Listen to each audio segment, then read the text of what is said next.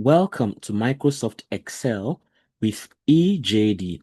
In this video, we'll be looking at Visual Basic for applications.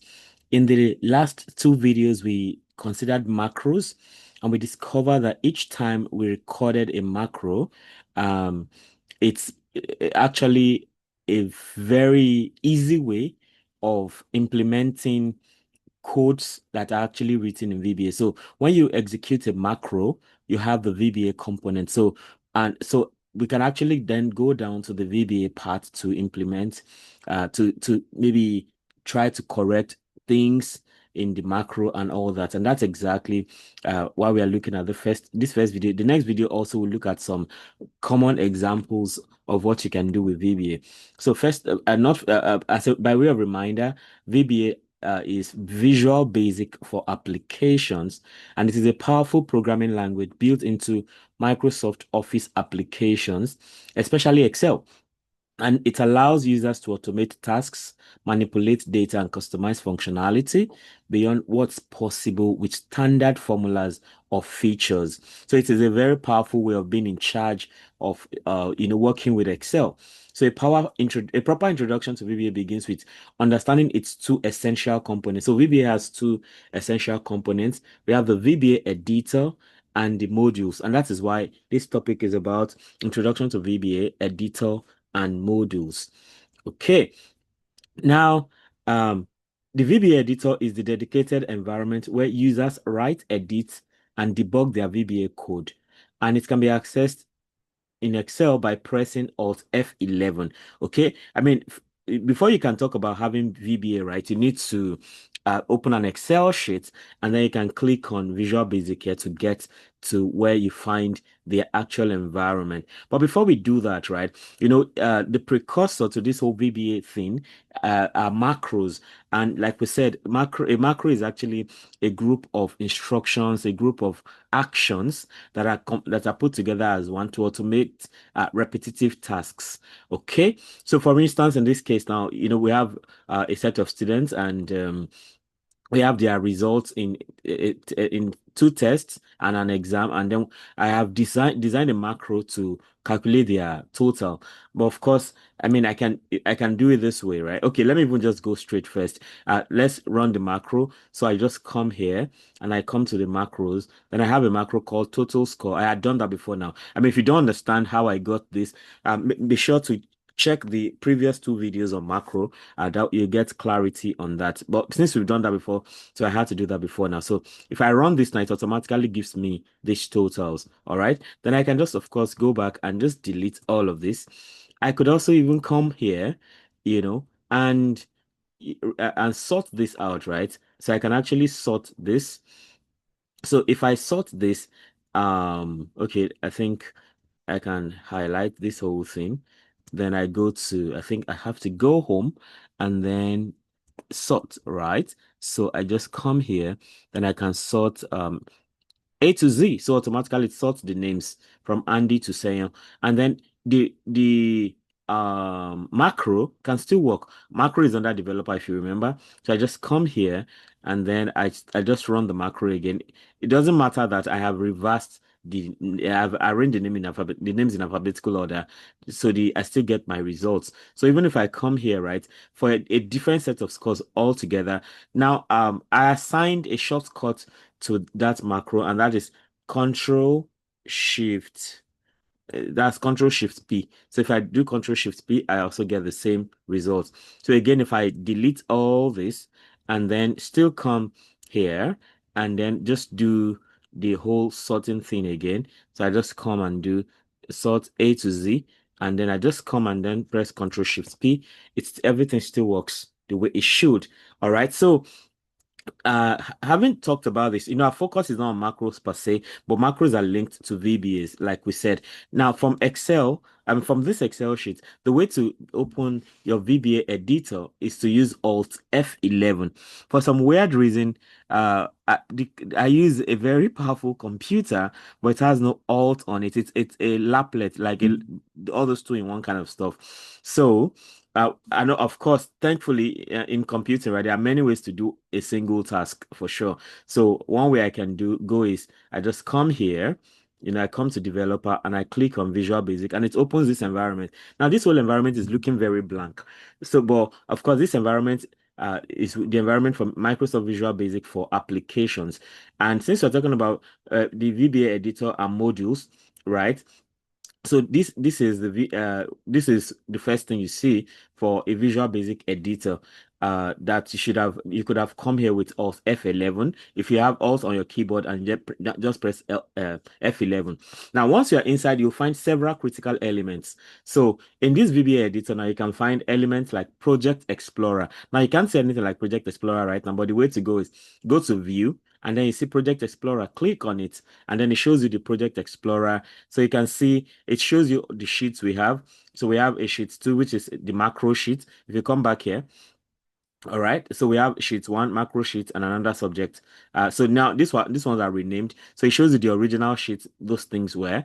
All right. So here now you have sheet 2, which is macro sheet 2, which is another subject, and sheet 4, which I renamed as sheet 1. And then that is the whole thing is in this workbook because I created the macro in this workbook. So another thing you will see inside Visual Basic for Applications Editor, that's the VBA Editor, will be the code window. So you go to view again and click on code. So it automatically opens the code window, which you have here right now. So the next thing, this is where you write the code, as you're going to see in a jiffy. Another thing you can see here would be of course, the code window is the main area where VBA code is written and reviewed. For the Project Explorer, right, it displays a hierarchical tree view of all open workbooks and their components. So if I have many workbooks, it shows me all the workbooks, but now I have just one workbook. So and there are components like worksheets, modules, and user forms. Okay, apart from that, we have this code window. We also have the properties. This is the properties explorer now. The project explorer rather. We can also have the properties window. So just come and click on properties window. So it shows you some properties like that. You see display breaks, false, and all of these things like that. So the properties window shows properties of selected objects, allowing for customization of elements like worksheets and user forms. Then we also have what we call the immediate window. If you click on the immediate window, this is what you have down here now. So the immediate window is a tool for running lines of code instantly or testing expression often used for debugging, right? So, and then apart from that, you then have the menu and toolbar. So, if we come back here, right, to view, you have the menu. You see two toolbars here, right? So here you have uh, so you have menu and toolbar, which includes essential commands like insert, debug, edit, run. Okay, I mean we don't have run here, right? But we have some bars here: debug, edit, standard, user form, and customize. And of course, you have your run here. So you can run your macro using F5 if you have a macro. You can break, you can reset, and you can do all of that. So you see that the VBA editor provides features like syntax coloring, auto indentation, and breakpoints to make programming easier and more efficient. Now, we aren't doing anything serious yet, but now let's go. We're talking about VBA editor and modules. Now, let's go ahead and talk about modules. So modules are the containers that store VBA code, and they are categorized as follows. They are categorized into standard module, which is created manually via insert, and then go for module. So you can click here, and then you can insert a module, all right? Or you can even okay, this is like creating a third module, which we don't need right now. But I mean, okay, well, because I click on that now, so there are some modules here already. So you remember when I showed you a macro on the worksheet the other time, I named it's a macro called report, uh, I think score or something like that. And that is what you find in module 1. So it's total score exactly. So so the macro I ran here, for all these scores to get all these results now, is actually what I call project score. You see that right here. So you see total score rather, total score. So here now, this is how it looks like. So that all those things I did, this is how it looks like in VBA. Okay, this is how it looks like in VBA. I did some summation, all those things. That's how it shows here. And then it shows as a subroutine. So the subroutine is called, the module is named a subroutine called total score. And you see, these green things are actually like comments. If you in Python, for instance, you want to comment, you use hashtag, but here it is just this apostrophe, right? That apostrophe on top of double quotation, or you can see it is it inverted comma now, something like that. So that's like a comment. So it tells you, it gives you some extra information about the code, so you can know. So here it tells us that our macro is named total score, and we have a keyboard shortcut for it, which is Control Shift P, right? And so the actual thing being done is with all these black ones like this. So the module 2, I don't have anything in module 2, for instance, and I don't have anything in module 3. So if you now want to do whatever with them, you can go ahead. But this is the one we have going already. So it is called total score. So you can see that name right under here. Total score. So we have standard modules, like I said, which is created manually via insert and module. So if you click insert and module, that's how we created module 2 and 3. I just created module 3 now by doing insert and module. So created manually and used to hold general procedures and functions that can be called from anywhere in the workbook. This is where most of your macros and reusable code will reside. So that's a part of, so you see the macro I defined in the worksheet. Now we also have what we call class modules. So they are designed for object-oriented programming, allowing you to define your own objects and behaviors. Okay. So you also have worksheet and workbook modules built into specific worksheets or the workbook itself.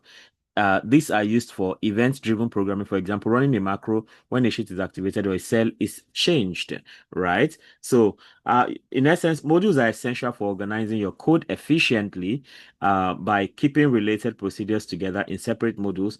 You improve readability, maintainability, and reusability. Now, you see, I created a macro in the Excel workbook, right? And then we can view it in Visual Basic for applications editor, VBA editor, right here. So you can see, so the active cell formula R1C1 now. We have, we are summing things together, right? As you can see from the each place now, we are summing together these three things, to get us this. And so you can see all of that referenced in in the VBA editor. So you have range E2 select, then selection, autofill, destination, and all that. So autofill, I think that's that yellow color now. So for the whole of E2 to E7, you can see E2 to E7. That's where you have the autofill. So that yellow color is what the autofill is about. And then, of course, that the range is E2 to E7 for the autofill, and so on and so forth.